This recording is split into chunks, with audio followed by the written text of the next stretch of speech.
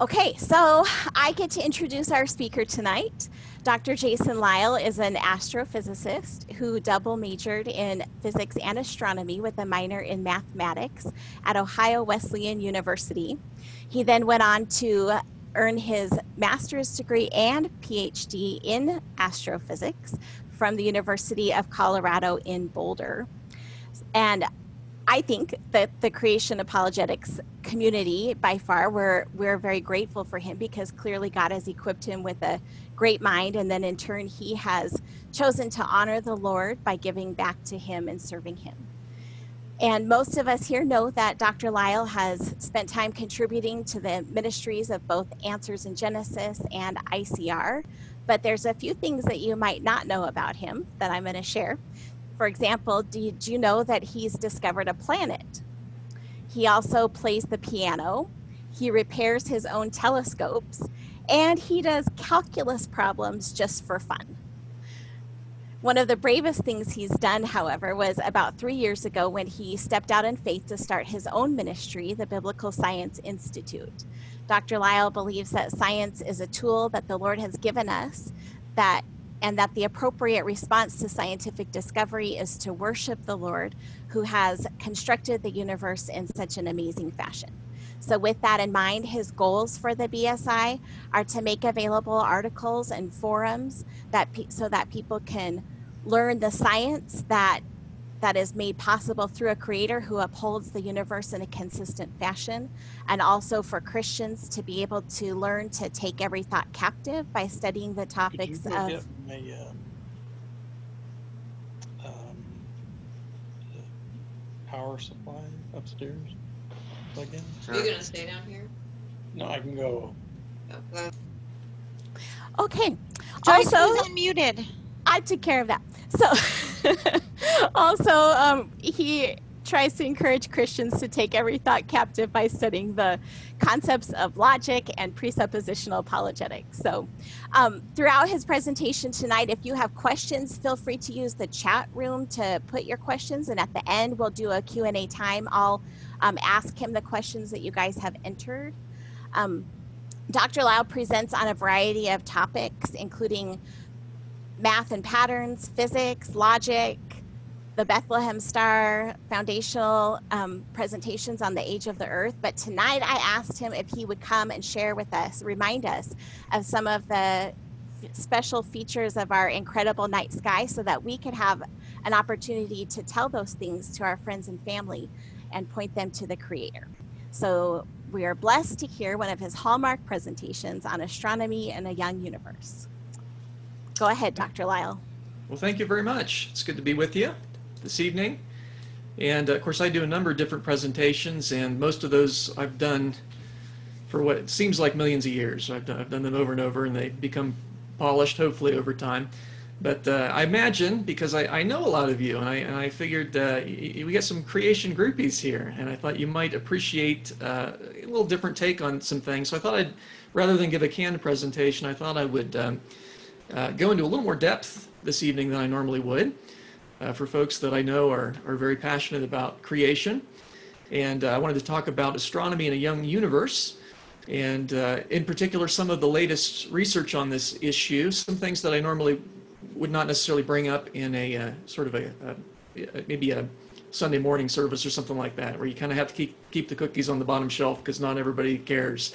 So anyway, so I wanted to present to you some of the scientific evidence for a young universe, but I want to start by investigating what is the nature of scientific evidence in terms of age estimates, because when you're asking about the age of something, that really isn't a science question, it's a history question.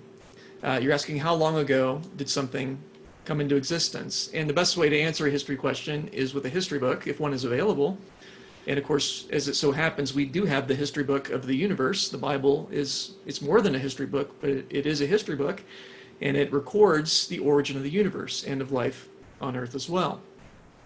That being said, the Bible doesn't give us an exhaustive knowledge of all things that have happened in history, and I think it's perfectly fine for when we don't have a history book available to try and make an estimate of something's age.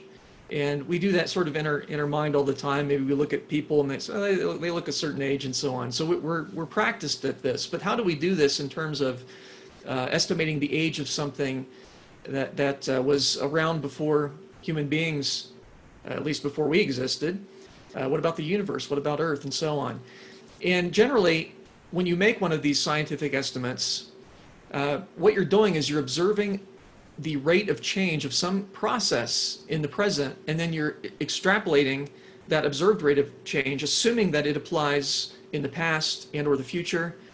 And so you're applying an observed rate of change, assuming that it was the same in the unobserved past to make an age estimate. Or if you want to predict what will happen in the future, you're assuming that rate of change will continue in the future as it is now. And so one example of this would be the rate at which a candle burns. You might have a candle and you measure that in an hour it burns, say, 1 inch. And assuming that the candle has sort of a uniform composition and maybe it's it's linear, it's the same size everywhere, it would be reasonable to think, well, then the next hour it'll go down another inch and another inch until it's nowhere. And you could go back in time too, and you can say, well, an hour ago it would have been an inch higher, and an hour before that it would have been an inch higher, and so on. And that is, in a sense, a uniformitarian assumption. The uniformitarian assumption is that the rate of change is either constant or it changes in a constant way. That there's not a sudden change in the rate that's unpredictable. And virtually all age estimates, whether they're of the young universe variety or the old universe variety, they assume some degree of uniformitarianism. And that's a little surprising to people, perhaps, but I want to point out that first of all, that's not necessarily wrong. Those of us who would say, well, I'm not a uniformitarianist, what we mean by that is we believe that the major features on Earth did not come about in the slow, gradual way that we see today, but they were introduced catastrophically, for example, during the worldwide flood. And that's what separates us from the uniformitarianist. I'm a catastrophist. I believe that catastrophes have shaped most of Earth's geology, not slow and gradual processes. But my point is there's nothing wrong with uniformitarianism over a very short period of time. It tends to work, and so that's my second point, is that uniformitarianism often gives good age estimates for short extrapolations. And so yes, indeed, if the candle's burning 1 inch an hour, it is reasonable, though not certain, that an hour ago it was an inch higher. And an hour before that, an inch higher, and so on. But here's the problem. Eventually, the rate changes. And it doesn't matter what the process is. Eventually, the rate changes. And so at some point, somebody lit that candle. And if you go back beyond that time, then you're going to have a wildly incorrect age estimate. So, for example, you might say, well, 1 inch per hour, and that means decades ago it was taller than Mount Everest. And that would be totally unreasonable, of course, because at some point somebody lit that candle. And at that point, that rate of change was different before that. There was effectively no rate of change before that. So you can't really predict the age. You really can't calculate the age of a candle. You really can't, because you can only figure out how long ago somebody lit it, assuming you knew the original size, which is something we don't really know anyway. And so how long can we extrapolate? That's the question. And the answer is you don't know, because you don't know ultimately when the rate changed. You don't know when somebody lit the candle. And it's the same way with processes on Earth. How long has the Grand Canyon been eroding? And you can't just assume that it's always been eroding at the same rate today.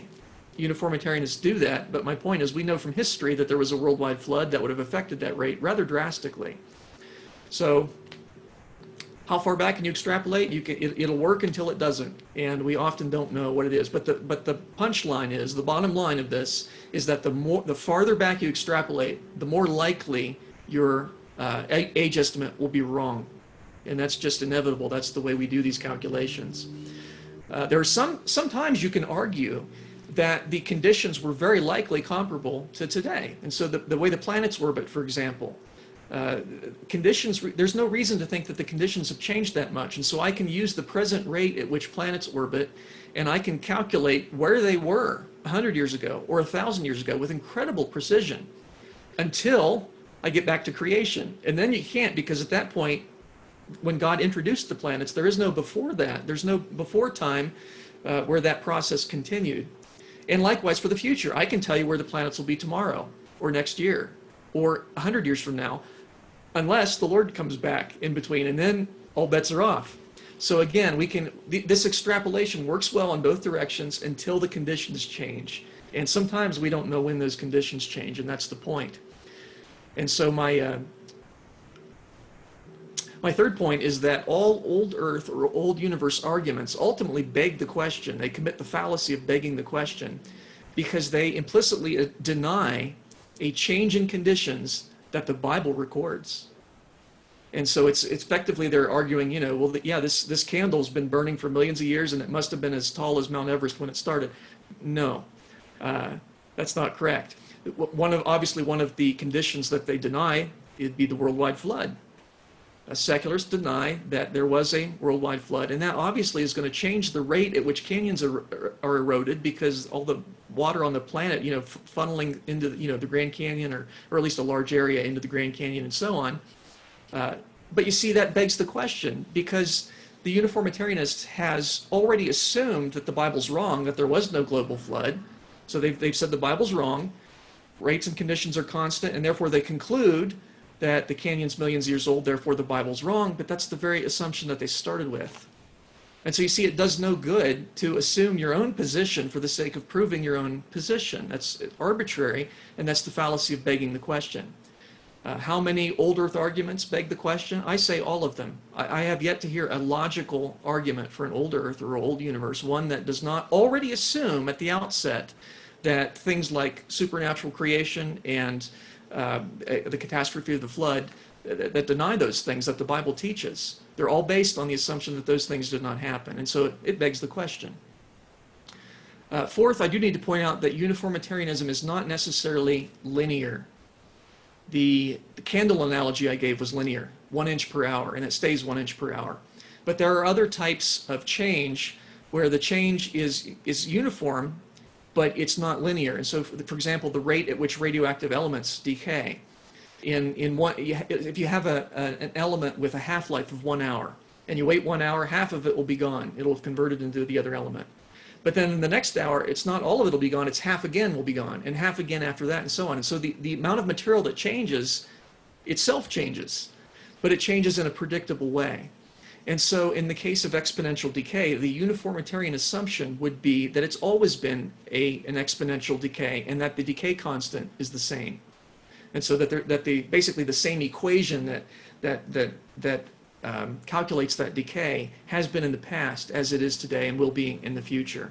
And of course we now know with some radioactive elements, we know that's not the case. We know that radioactive decay rate can be changed, the decay constant can be changed. But the uniformitarian assumption in that case would be that it's always been an exponential decay, not linear. And that'll be important when we talk about lunar recession, which I'll get to here in a moment. So all secular age estimates assume uniformitarianism and naturalism. They assume uniformitarianism because any age estimate has to assume that to some extent. But our problem with the secularists is that they ignore historical events that would have changed that rate and rather drastically, such as the global flood. And of course, you can't go back beyond creation because that was a rather catastrophic change in conditions. When God spoke the universe into existence, the universe had no previous existence, and obviously that was an enormous change and one that was very sudden and cannot be described in a uniform fashion. Another example of something that's considered to be uniform but not linear is the expansion rate of the universe. There's what's called the Hubble constant, which describes the rate at which the universe is being expanded. And I think there's good evidence it's being expanded or stretched out.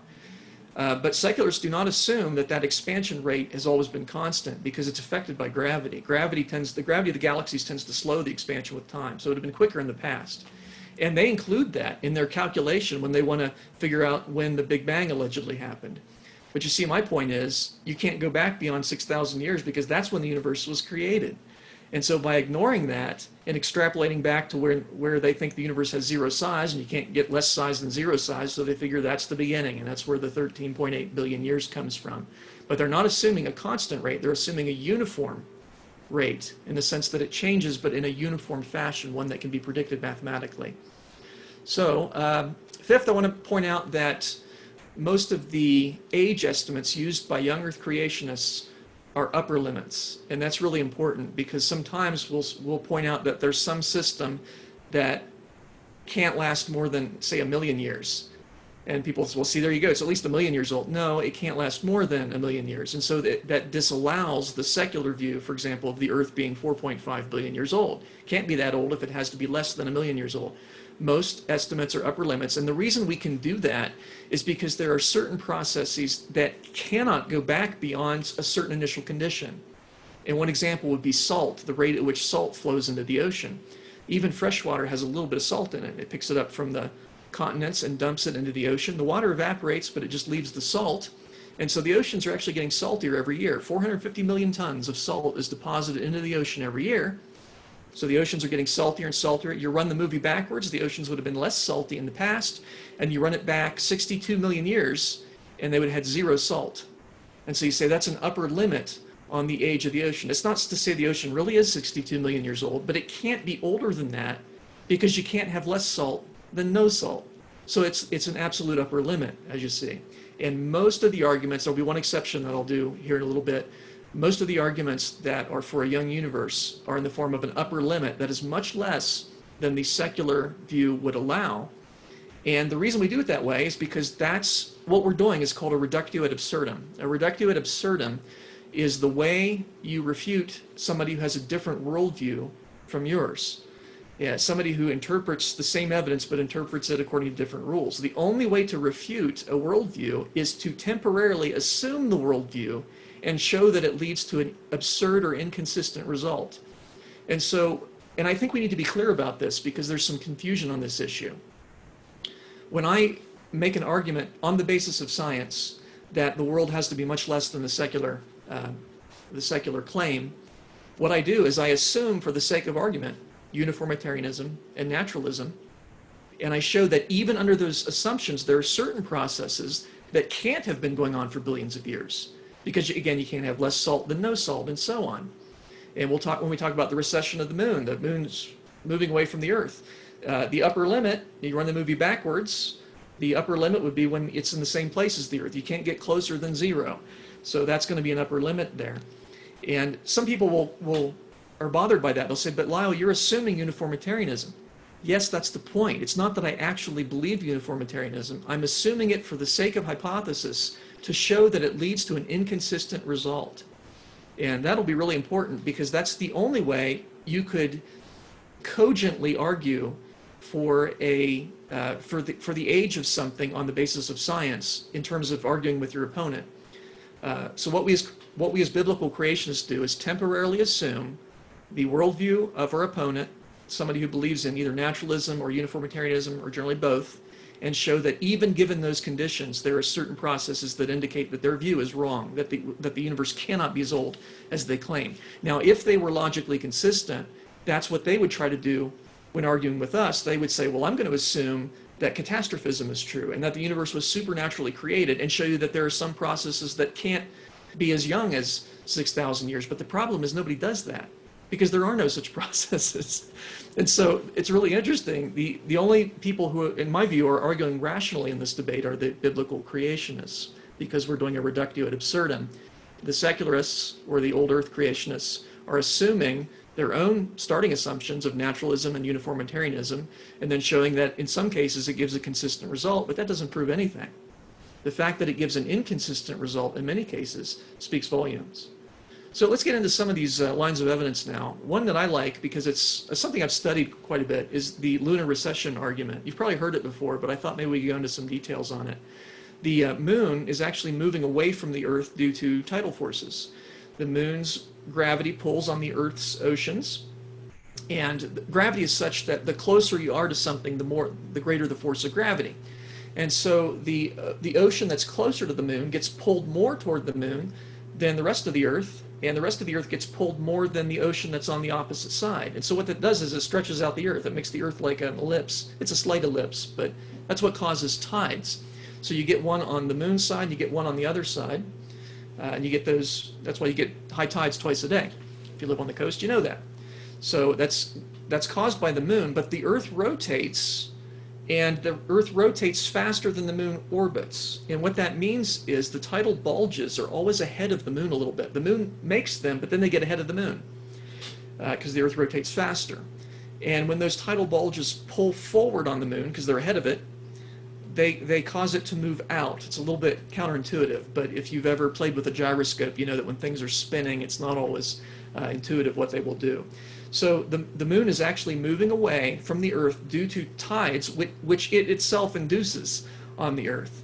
And it's stealing a little bit of the Earth's energy. That causes the Earth to slow down very slightly. It's been less than 1 second since creation that it's slowed, so it's not a huge effect. But the moon's effect is that it moves. Today the rate is about 1.5 inches a year.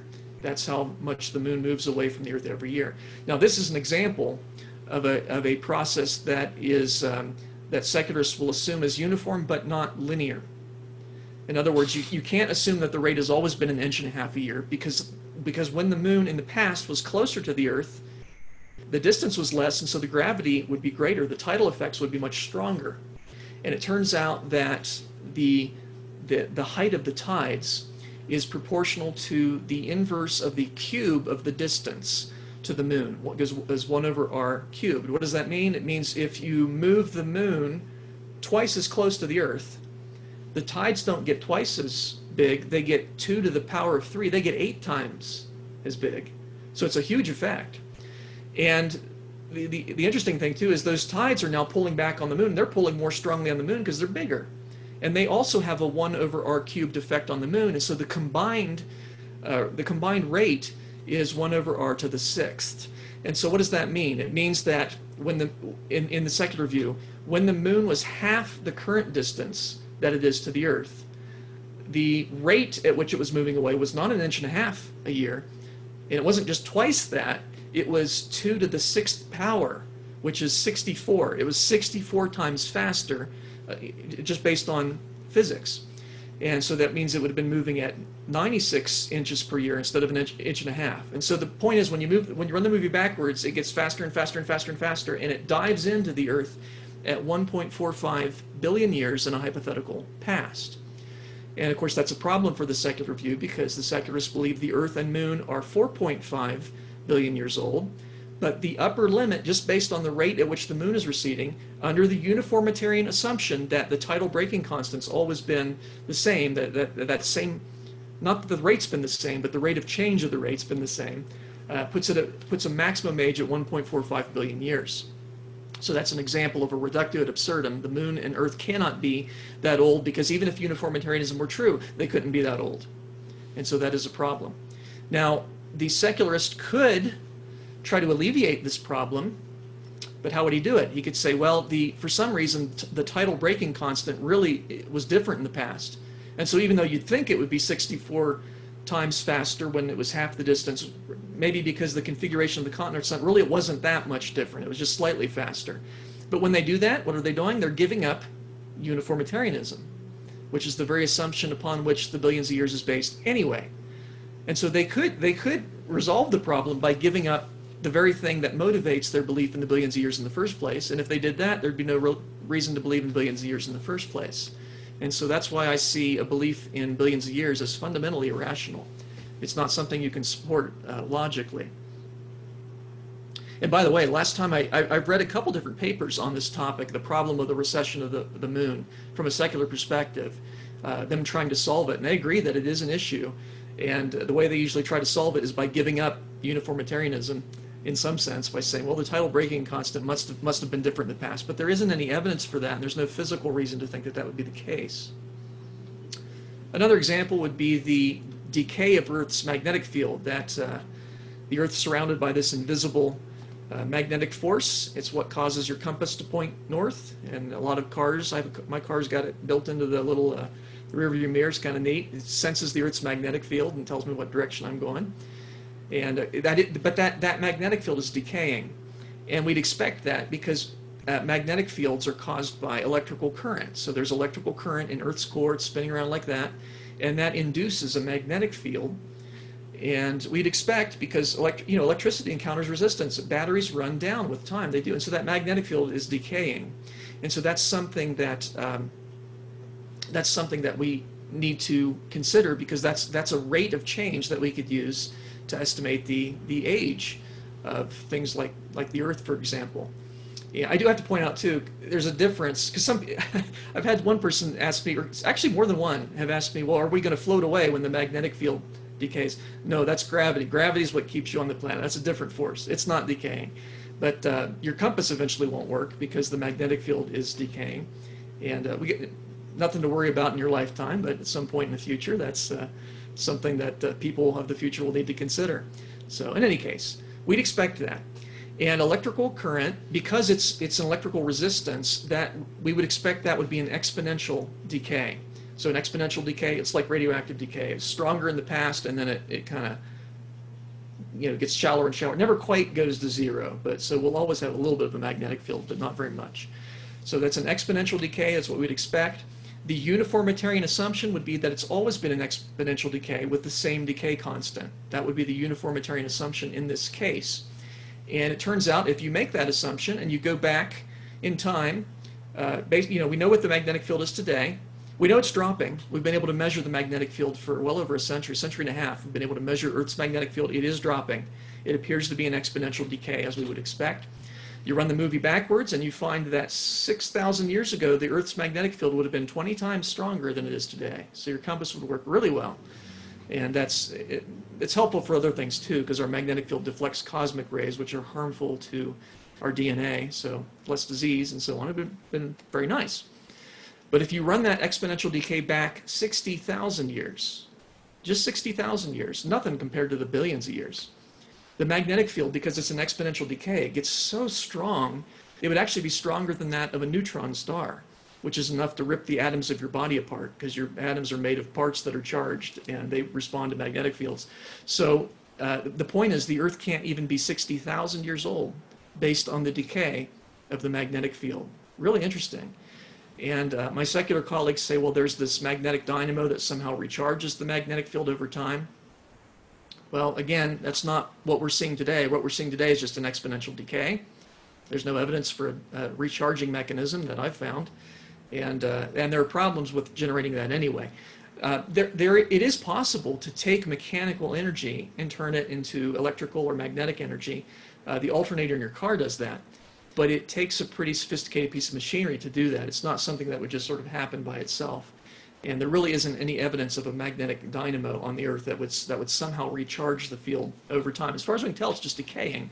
And that's what we'd expect on the basis of physics principles. And the interesting thing is it's not even it's not limited to the Earth. The other planets of our solar system have, well, not all of them, but some of them have very strong magnetic fields. The outer planets all have magnetic fields. Jupiter's is enormous. It would be too strong even today. It would be dangerous for life to be too close to Jupiter because of that magnetic field. It would induce currents in your body and so on.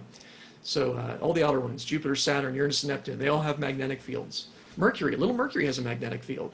It's not as strong as the Earth, but we wouldn't expect it to be. Now, this makes sense in a creation worldview, because in a creation worldview, in 6,000 years, there has not been enough time for the magnetic fields to decay completely, at least for the big planets. And Earth's in the middle, right? So you got the little planets. You got Mercury, Venus, and Mars are smaller than the Earth, and you get the big planets that are larger. Earth's somewhere in between. And so the larger a planet, the longer it can maintain that magnetic field, right? Remember the old D-cell batteries? I guess they still make them, but they lasted a lot longer than your little AAA batteries. They can store more electrical potential energy.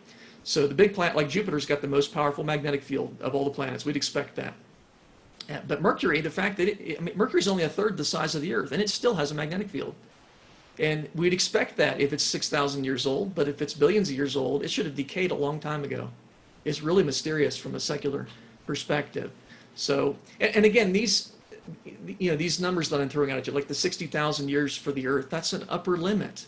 And it's a ridiculous upper limit. Obviously, the true age of the Earth would have to be less than that, because if you're going to have life on Earth, you can't have a magnetic field that's so strong it rips the atoms of your body apart. So that's not going to work. Again, that's an example of an upper limit. But interestingly, if you look at Dr. Humphrey's model of planetary magnetic fields, which is pretty clever, he basically says we know the Earth was started as a ball of water. The Bible teaches that. The Earth was made from water. It was initially water, and apparently God transformed it and brought forth the continents and so on. But water has a magnetic moment to it because it's made of charged particles.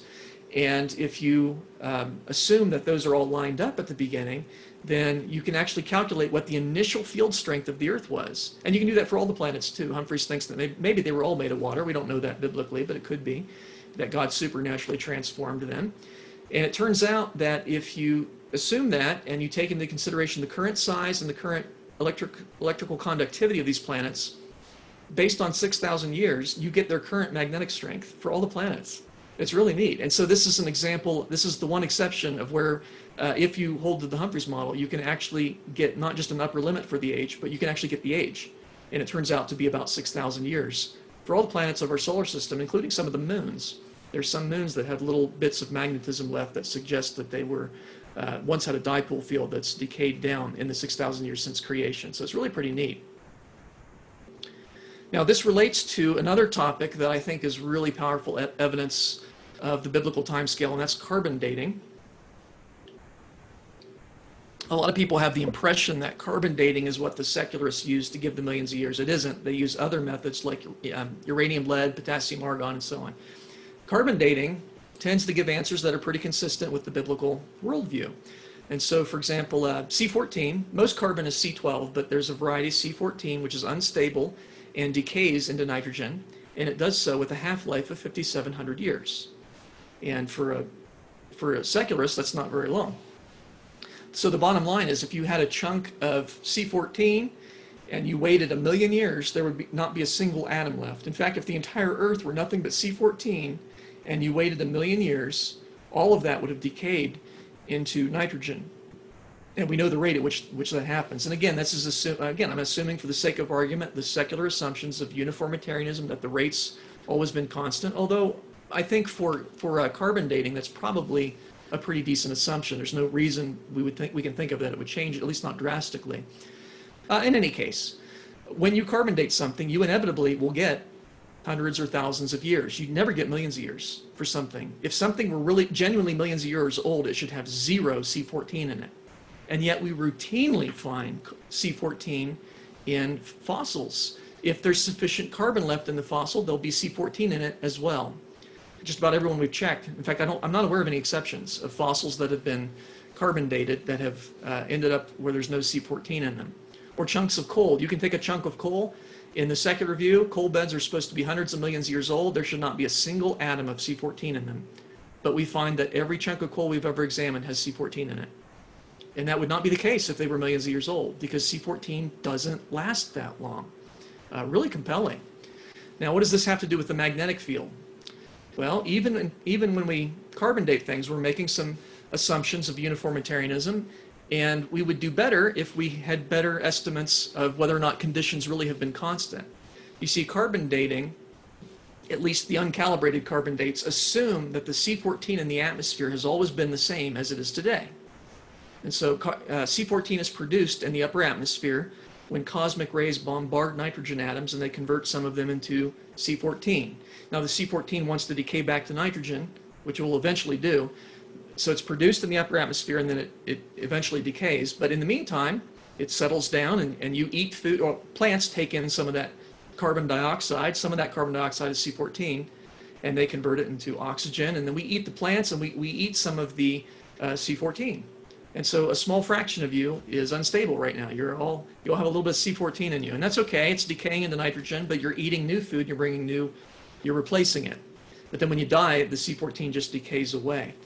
Now, when we carbon date something in the past, one of the assumptions that is made is that the amount of C14 in the atmosphere was about the same as it is today. So when that organism died, it had about the same C14 to C12 ratio as I have in my body. But the thing is, if creation's true, that we wouldn't expect that, because that C14 is created by cosmic rays. There may not have been any C14 at creation, and it takes it a while for it to build up in the atmosphere. And the other thing to keep in mind is the magnetic field. This makes things a little more complicated, because you see Earth's magnetic field deflects cosmic rays. Earth's magnetic field acts like an invisible shield, and it deflects some fraction of cosmic rays. And the fraction that it deflects will depend on its field strength and on the energy of the particle and so on. And I was kind of curious about this. How would this affect carbon dating? Because not only, first of all, we would expect there would be less C14 in the atmosphere in the past, because the Earth's thousands of years old. If we don't know what C14 God started with, but let's assume for the sake of hypothesis that there was no C14 initially, and that's certainly plausible. Then organisms that died very shortly after the fall, they would have very little C14 in their body to begin with. And if you carbon date them, and you'd say, well, there's very little C14, they must be really old. No, the point is you get an age that's about 10 times older than the true age. And so if you're wondering why is it that we sometimes get carbon dates of 50,000 years instead of 5,000, that's why. It's because the C14 in the atmosphere was less. And so I started thinking about, how much less would it be? And it's complicated by the fact that not only does it build up over time as cosmic rays strike those nitrogen atoms, but the Earth's magnetic field has decayed since creation. So in other words, in the past, the Earth's magnetic field was stronger. It would have deflected more cosmic rays, which means there would be less C14 production in the past than there is today.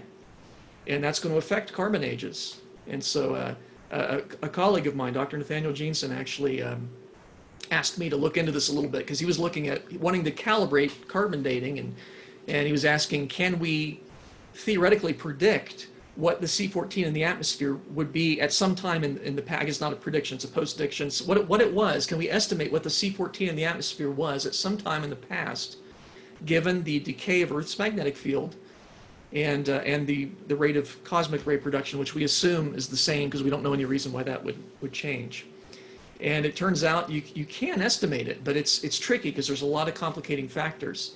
And so what I did was I wrote a computer simulation that mathematically calculates how cosmic rays are deflected. It's kind of neat. You can watch them come in and they get shot back out. A few of them make it through.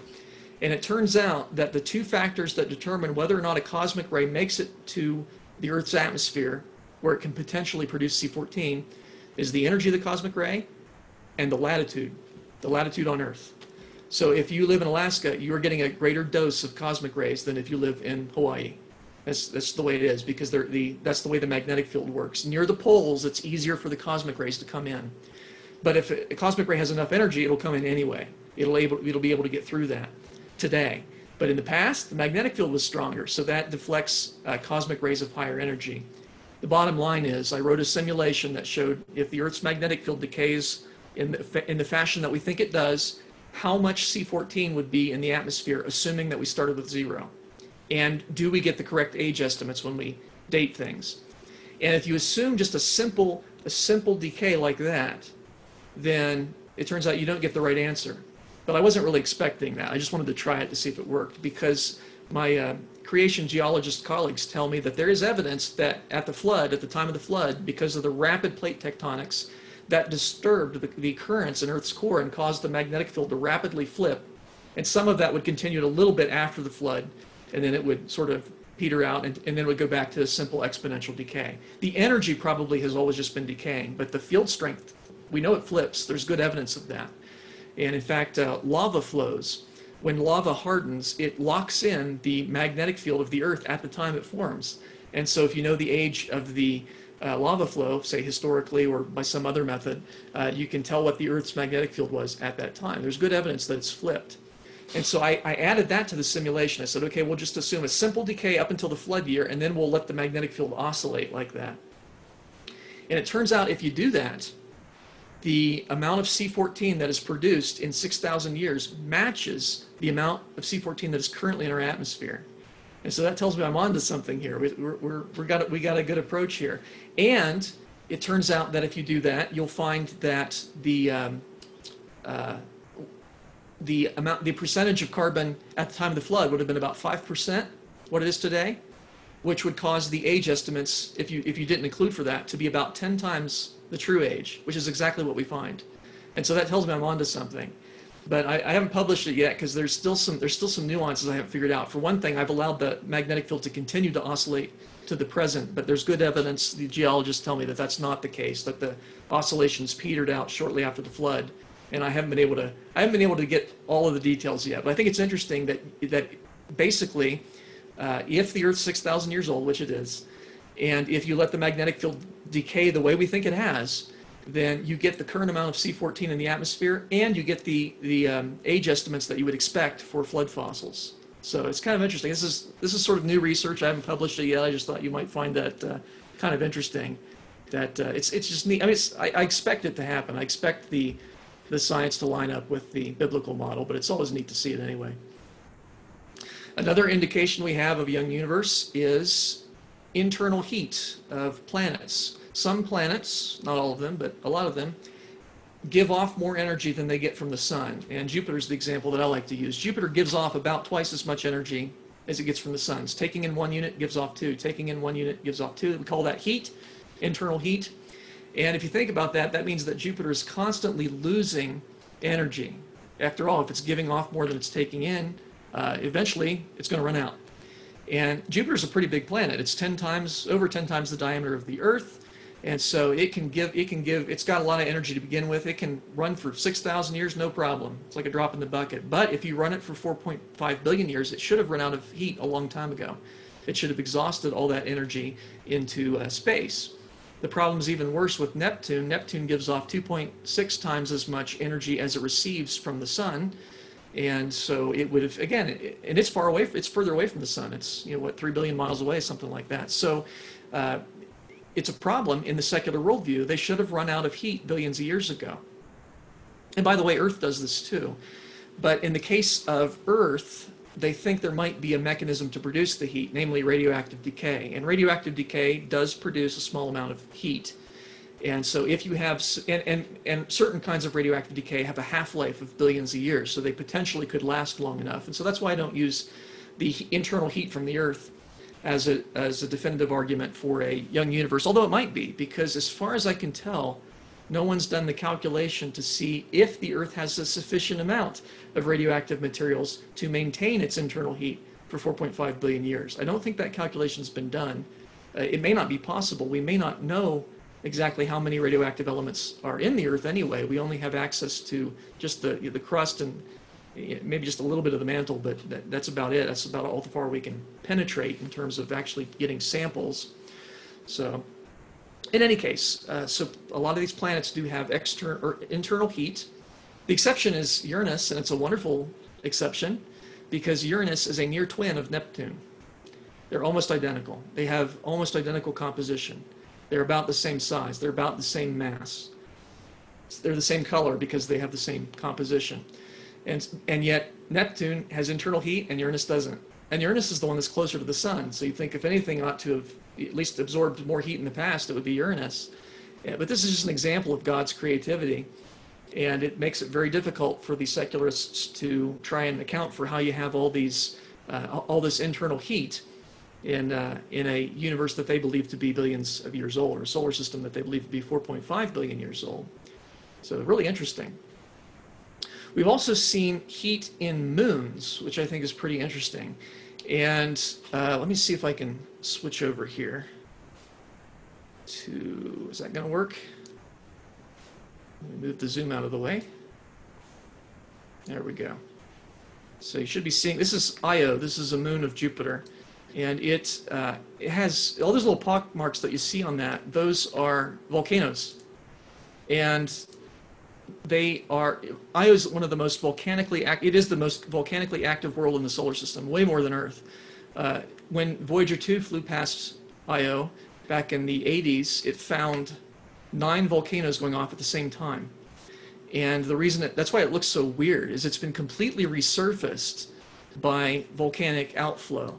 And it has a lot of sulfur compounds built into it. So if you've been to the Yellowstone Park and you've been to the geyser areas and you see those same kind of colors, similar materials, and so that's the reason why it looks the way that it does. Now the standard thinking for how is it that this moon, which is about the same size as Earth's moon, how could it still have internal heat if it's 4.5 billion years old? And the answer that most secularists will say is, well, because it's tidally pumped by Jupiter. So Io actually orbits, it's the nearest of the large moons of Jupiter. So it orbits pretty close to Jupiter, which means there are large tidal effects. And every second orbit, it lines up. Let me center it on Jupiter here.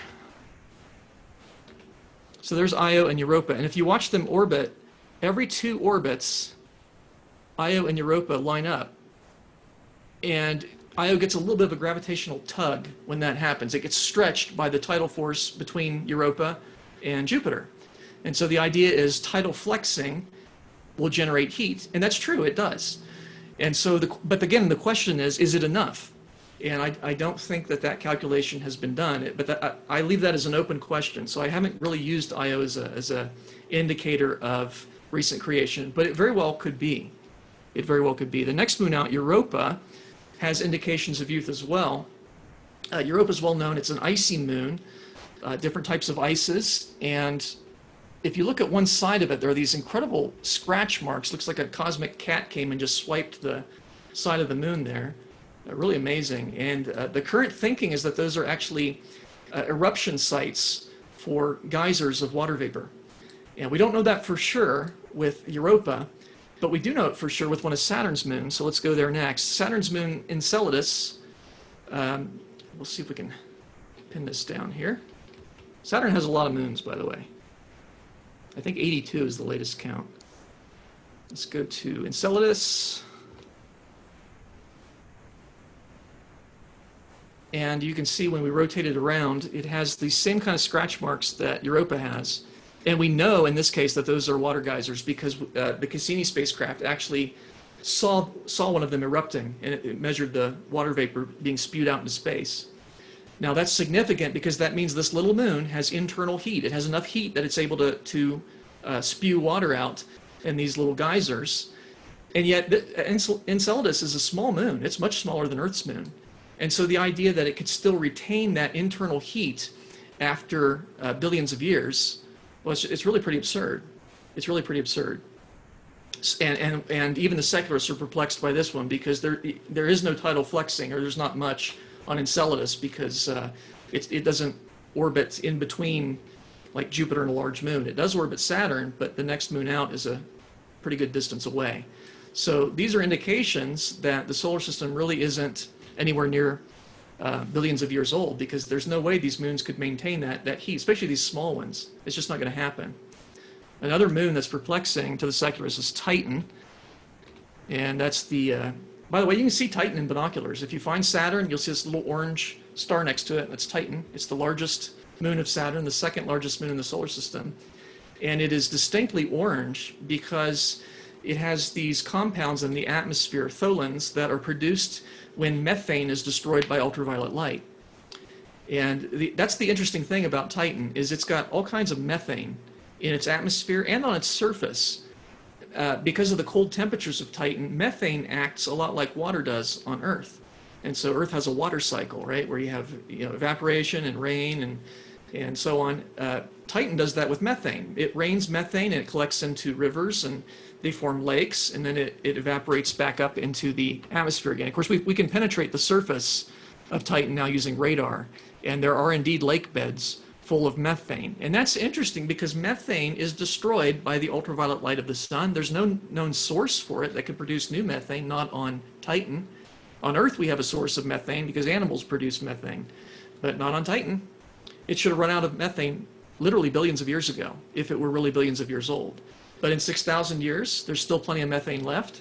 And so it was really quite shocking when the secularists found that there are lakes of liquid methane combined with ethane on this little moon. Pretty amazing. And when we go to Pluto, it just gets even better because Pluto really blew the secularist predictions and is quite satisfying to the creationist predictions. There's Pluto and Charon. Pluto is orbited by a moon half its size called Charon, and Charon's so big that both Pluto and Charon orbit around their common axis, as you can see there.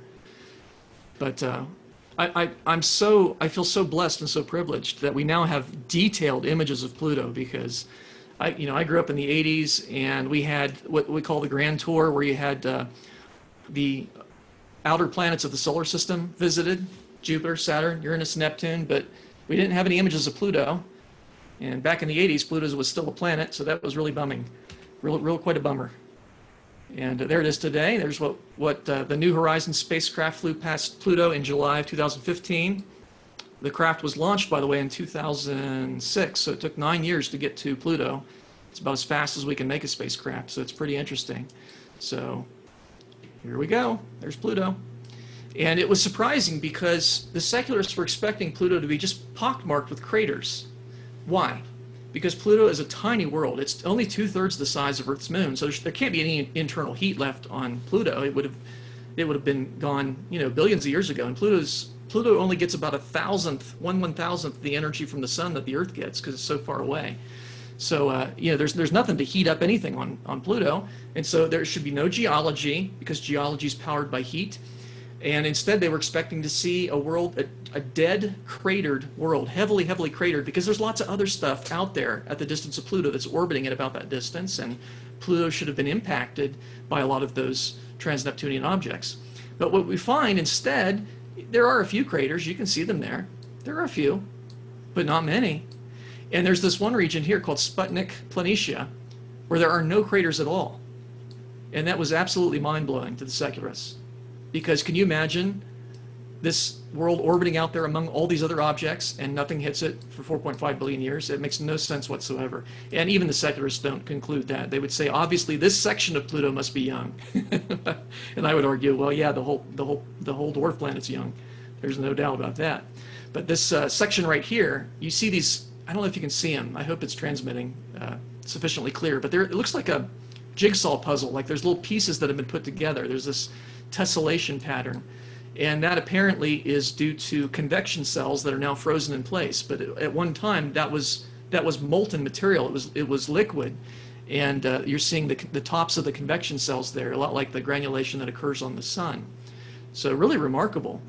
And not only that, but we have mountain ranges.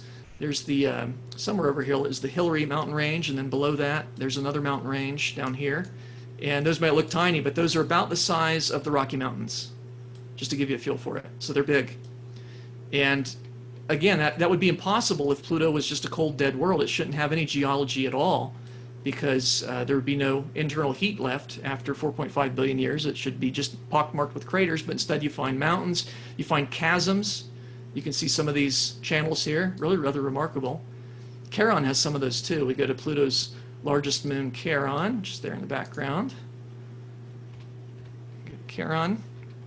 And again, you can see a few craters. There's some, but not many compared to what was expected. They were expecting craters upon craters upon craters. And instead you find geology. You find mountain ranges. You find chasms, some of them very deep. A mysterious dark North Pole, which I don't think anybody knows quite what to make of that. But the Lord certainly has his ways of impressing us and being creative, really. So quite lovely. But yeah, Pluto, you wouldn't expect what we found if it were really a cold, dead world, 4.5 billion years old. That's just not what you'd expect. And so, go back to Pluto here. The other thing that recently there was a paper that was published, it was in the secular literature, that pointed out that another way that Pluto is mystifying to the secularists is that there are very few small-scale craters on Pluto. There's a few big ones, but normally you'd expect to find, for every one big crater, you'd expect to find, 1,000 small ones, and that's not what we find. And that really is very devastating to the secular perspective, because in the secular view, and this goes back to comets. Let me switch back over here. That's all I have for show and tell. There we go. You've probably heard of the argument that comets are a good indication of a young solar system, and that's true. And that's because comets can't last billions of years. Comets are made up of ice and dirt, and they orbit in elliptical paths. They go far out, and they swing close to the sun and are whiplashed back out. When they're far away from the sun, that ice remains frozen, no problem. But when they come close to the sun, some of that material gets vaporized and blasted into space. That's what forms a comet's tail. Every time you see a comet, it's getting smaller. And we know the rate at which the material is being depleted. We can measure that, and we know how big comets are. They're only a few miles across in terms of the source. And so you can calculate that a comet can't last more than about 100,000 years maximum. And so why do we still have a solar system full of comets? And my secular colleagues have proposed two sources for comets, what they call an Oort cloud for the long period comets, and what they call a Kuiper belt for the short period comets. And when we started finding objects out near Pluto, they said, oh, those must be those must be Kuiper belt objects. And some people even call them that. I prefer trans-Neptunian objects because they're beyond Neptune. That's more descriptive. But these trans-Neptunian objects that we found tend to be much larger than comets, much, much larger than comets. Some of them are almost as big as Pluto. One's bigger. No, it was thought to be bigger, and they re-estimated it recently. It's slightly smaller. So Pluto's the biggest of the TNOs. But in any case, there are lots of massive ones. And the assumption was, well, okay, but there are probably trillions of smaller ones that are the actual comets that are produced. But the fact that you don't find any evidence of those in the cratering on Pluto suggests that there are not a lot of small-scale trans-Neptunian objects. Certainly not enough to explain why we have short-period comets in our own solar system. So I find that pretty compelling. That it really disrupts the secular perspective. Other arguments that I could do, let me just mention a couple that are outside the solar system, because we focused primarily on the solar system because we have the easiest access to the solar system. I have no doubt that planets orbiting other stars have some of them will have strong magnetic fields, some of them will have internal heat that can't last billions of years. The problem is we don't have the technology yet to be able to measure that. And so when it comes to young universe indicators beyond the solar system, the science isn't there yet. We have some, and one that I think is impressive is the spiral galaxy wind-up time.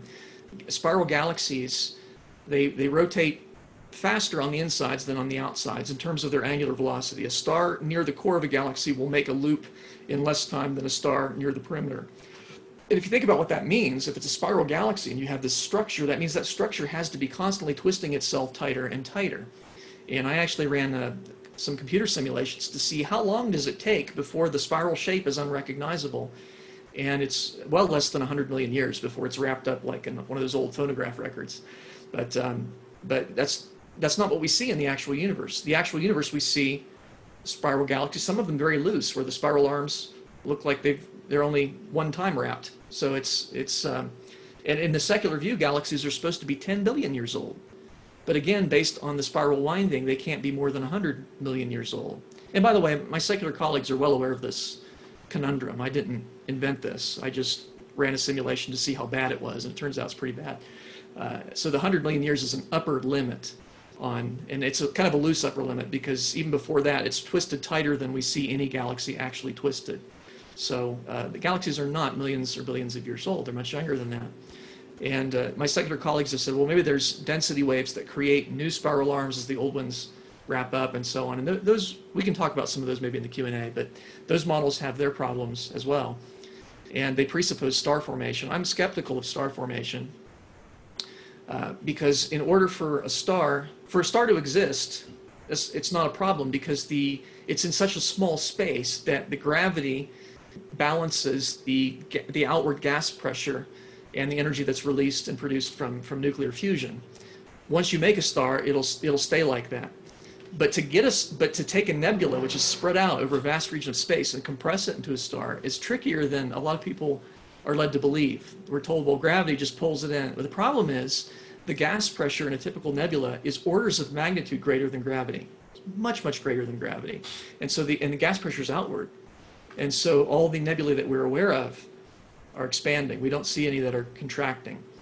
And it's not just that. It's not just the gas pressure that you'd have to overcome. But even if you could compress it and get it into something that's small enough that eventually gravity would take over, there are other forces that would tend to prevent it as well, including magnetic fields. Stars tend to have magnetic fields, or nebulae have magnetic fields. And when you compress it, it strengthens the magnetic field. And so it actually resists further compression, like trying to put north-north magnets together. It resists that. And also there's the problem of angular momentum, because nebulae have a little bit of spin to them, and you compress that in and it'll speed up the same way that a skater, when she pulls her arms in and she spins up like that due to conservation of angular momentum.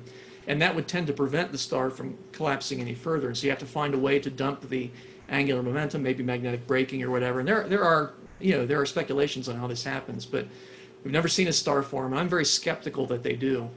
So that becomes a young universe argument, because we find stars that are incredibly luminous. The blue stars are the hottest, most luminous stars out there.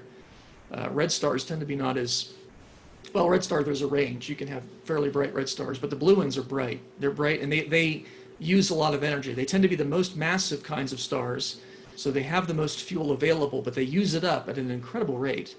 And therefore, blue stars cannot last billions of years. And I'm not aware of anyone who disagrees with that. It's just my secular colleagues say, well, the new blue stars have formed recently. But since they're the most massive, they're the hardest kind of star to form, even if stars can form. And by the way, I'll grant there's nothing in the Bible that says stars can't form. It's not like they're a living organism which has lots of complex parts that are designed to work together.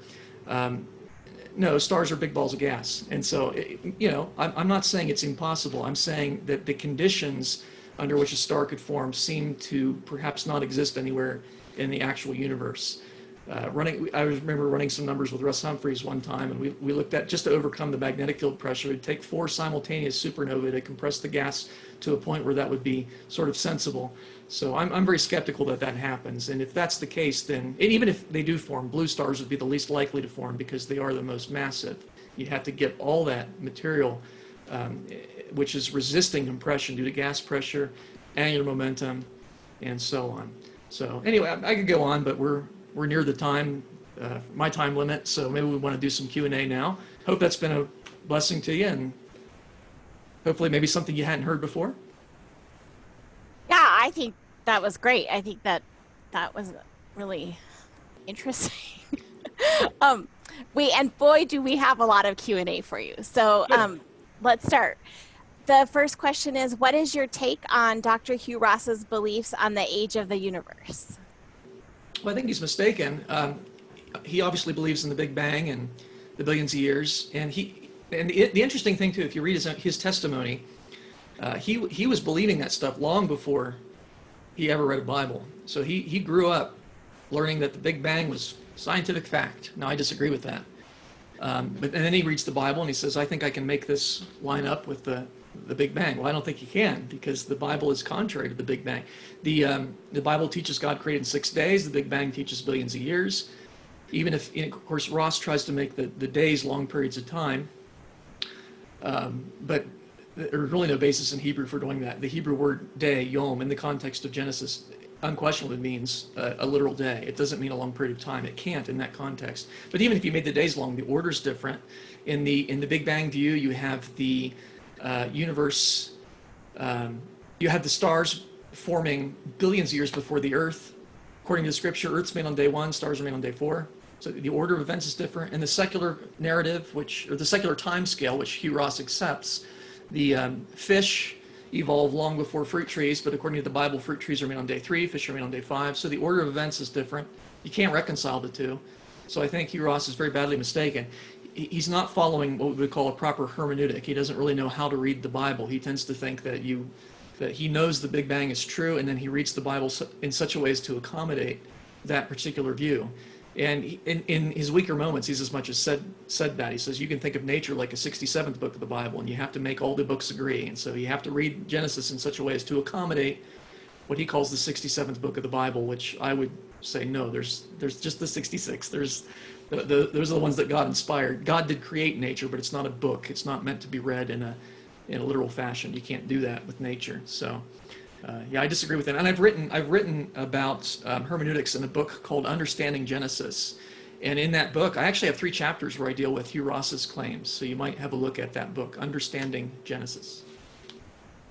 Okay. Next question is, what will happen when the magnetic field wears down? We'll have more cosmic rays, but it's a very gradual decay. And so with more cosmic rays, more mutations, more disease. On the other hand, if technology improves, we might be able to correct some of those mutations. So that's a possibility as well. There are certain birds, certain creatures that navigate by the magnetic field. They'll be in trouble. But again, it's a very slow decay. So it's not something you're going to have to worry about in the next 100 years or in 1,000 years maybe. So take your vitamins, but it's not a huge problem. I think life could probably survive without it, but it might need a little help from technology to counter the mutations that would increase due to cosmic rays. Okay, somebody asked, since Mercury is moving through the magnetic field of the sun, can we use its proximity to the sun to induce its magnetic field? That's a good question. I don't think so. It's pretty, when you consider the magnetic field of the sun, Mercury's pretty far away. I mean, you see these illustrations of the solar system with, you have Mercury, and they're comparing the size of the planets, but when you actually look at the distance of Mercury, it's really pretty far away from the sun. It's 3 times closer than we are, but it's still 30 million miles. So yeah, I don't think I don't think you can argue that it's induced. And frankly, the sun's magnetic field flips and Mercury's doesn't, so it really can't be an induced magnetic field. It's a good question, though, because you can induce, Io has a little bit of a magnetic field that's probably induced by Jupiter. So that kind of thing can happen. It just probably doesn't happen with Mercury. Okay, the next question is a little more of a personal nature. Was there a memorable precipitating event that drew you into studying the universe, and what age did that happen? I was so young, I can't say that there was any one instance because I wouldn't have remembered it. But I do remember that when I was very young, I just loved astronomy, and we had our local library there, because that's what you did back before the internet.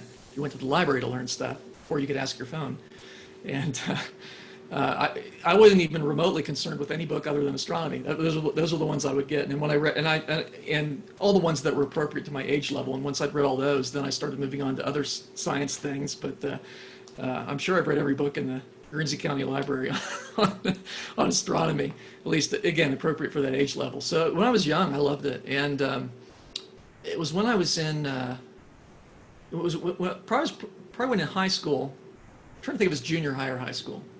Might have been, let's say high school. My dad had a 6-inch telescope, and I would get that out, and that's when I really started getting into it.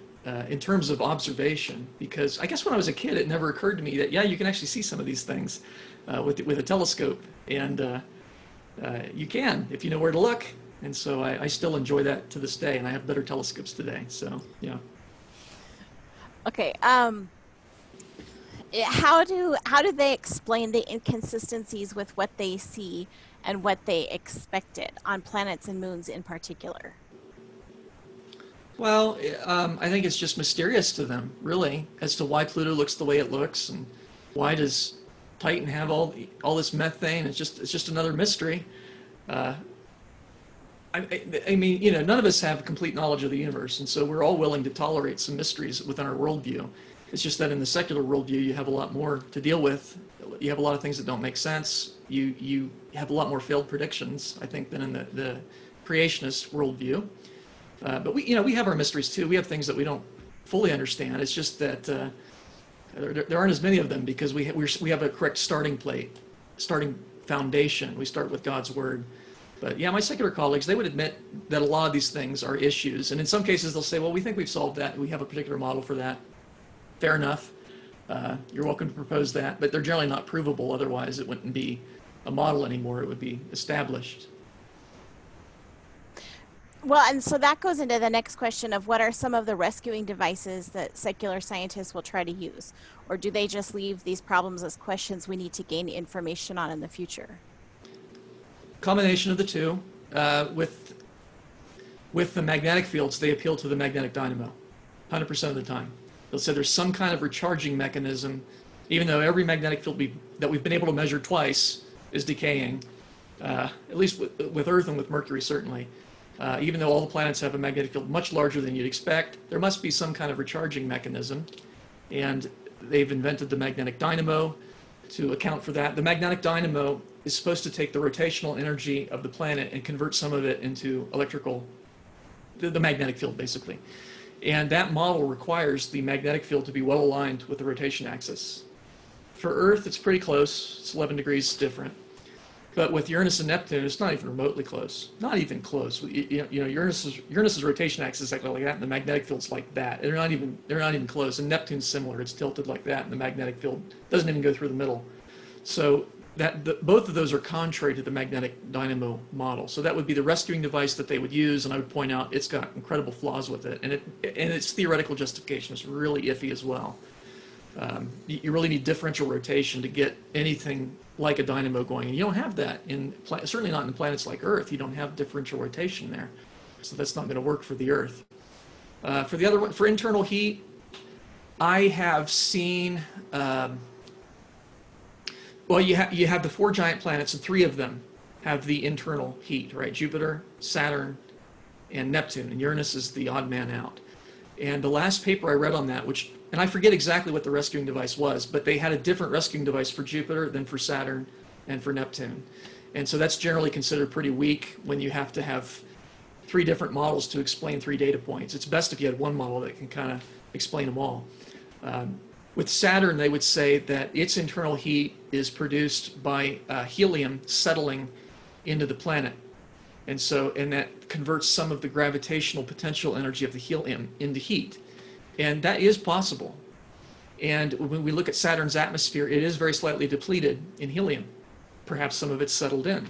So that's why I don't tend to use Saturn as a young solar system argument, because their rescuing device for that one actually kind of makes sense. So I'm like, okay, I'll give you that. Not that it means that it's millions of years old, but it means that it doesn't prove that it's much younger than that. So yeah, for the other ones, I mean, there's always a rescuing device. There's always a rescuing device. For star formation, supernovas are the latest ones, that there's another star nearby that explodes and that compresses the material together. But where did that star come from? Well, a previous star, and so on. And you get a chicken and egg kind of problem when you deal with that. Or dust helps the nebulas to cool to the point where the gas pressure is less, because the cooler a nebula is, the less the gas pressure is for a given density. And so, but dust is formed, in the secular view, it's formed by stars that have exploded. So again, you have a chicken and egg problem. There's always rescuing devices, and they generally are not provable by their nature, or they wouldn't be rescuing devices. But a lot of them are pretty weak, and I think it really shows the power of the creationist, consistent Christian worldview. Okay, Robin said that she's heard an astronomer before say that we're seeing stars forming all the time. So how do they justify being able to make that claim? Here's what happens. What they do is they'll see a region of space that has hot blue stars in it. And there are regions of space that have the Pleiades, a lot of hot blue stars in the Pleiades, or Orion's belt. And there are others where there's still some nebulosity. Even in the Pleiades, there's a little bit of a nebula there too, a reflection nebula. It's lovely in time exposure photographs, quite beautiful. What they'll say is, hey, these are blue stars. Blue stars can't last billions of years, so these must have formed recently, which means this must be a star-forming region, so there are probably still stars forming there. That's the argument. They do not see stars in the process of formation. No one has seen a star in the process of formation. And I would challenge anyone to demonstrate that. If you can actually see a gas that you can measure is collapsing in on itself. That's never been measured. Okay, this question comes from Mark. How can scientists assert that all the universe has a constant uniform cosmic microwave background radiation of, was it 2.7 thousand or K? 2.7 degrees, 2.7 Okay, degrees above yeah. absolute zero. And how do they measure it everywhere? It would be better to, they don't know it's the same everywhere. They know it's roughly the same in all directions as measured from Earth. And there are instruments that can measure that can detect microwaves. And you point it there and you see microwaves, and you point it there and you see microwaves, you point it there and see microwaves. There are other instruments they've used that only detect differences. They measure it, so it measures two spots and compares the differences in the intensities of the microwaves. And they're all those regions are around 2.7 degrees above absolute zero. That's the wavelength of the microwave that would be produced if something had that temperature. So that's where that comes from. There are hot spots and cold spots, but they're very small. They're just slightly above or below that 2.7 degree average, but there they are. Okay, and what software do you use for the preliminary or for the planetary displays that you showed us? It's called Celestia, like celestial but without the L. Celestia. It's free, amazingly. It's modifiable, which I love.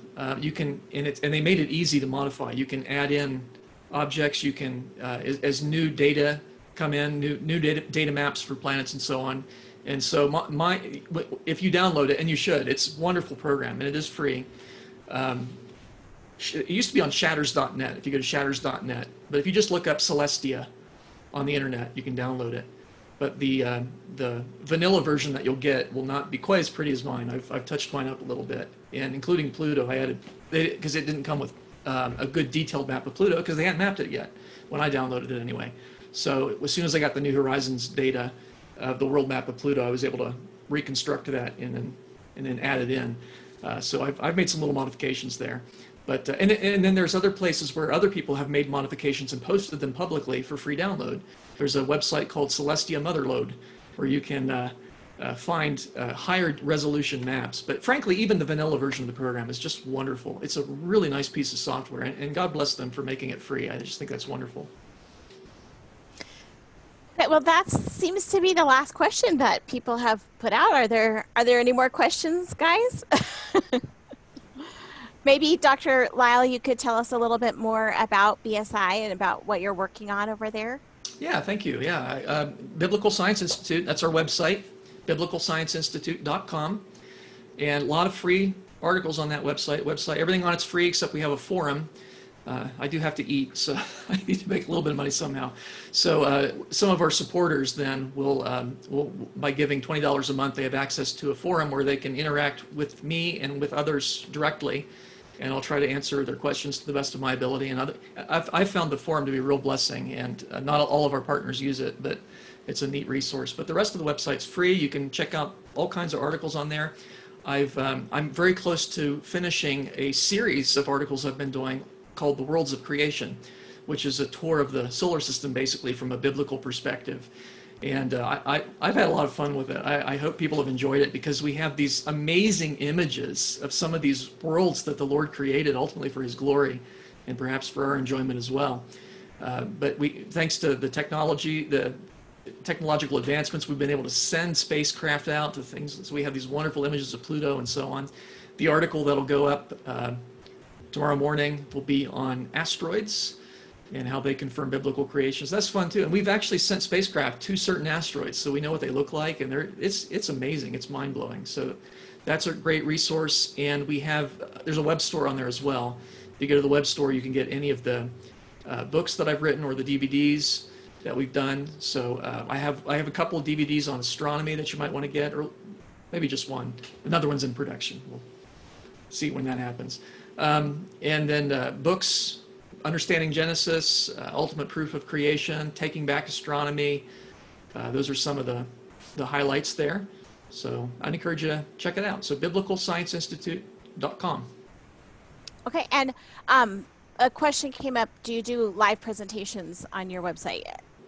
Oh yeah, we do, and I just started doing that. So it's something I need to get in the habit of mentioning. Actually, well, they're not live presentations, I should say, but they are video presentations that we do that I've recorded. I'm not quite brave enough to go live yet because I make a lot of mistakes when I do these things. So I have to get in there and edit out all my goofs, but I'm getting a little better at it. So maybe eventually they'll be live. But yeah, if you go to our website, you go to the top, there's a videos tab. There are several podcasts that I've done on a variety of topics. This is just recent, so we don't have a whole lot yet, but more will be coming. I'm hoping to have another one up Monday if I can get all the editing done tomorrow or over the weekend. So yeah, our podcast is Discerning Truth, and that's really what it's about, discerning truth in an age of error. Yeah, I've watched them and they're really good. So does anybody else have you. any questions? Can we unmute and... There we go. Can we unmute and let everybody thank Dr. Jason? Yeah, if we're done with questions, then I say let's do that. I'll rely on you or Joyce to do that. Oh, okay. I think everybody It's was so nice, man. Yeah. I'm cold right now. So you coming home? Stacy, you're on the air. Okay, we got that one taken care of. You know, she was talking to us. Thank you. So no, that was really great, and that was awesome. Thank you for taking the time. I know it's late. Well, it's not that late where you are. Oh, we should have 1 signed hour him. difference. 1 hour difference. Oh, we could have signed you up for another hour. No, just- Jason, I found out that if you record on Zoom, you can stop the recording and then you can start a new one if you mess up. So then you can just keep going and just keep stopping and then start up a new one and then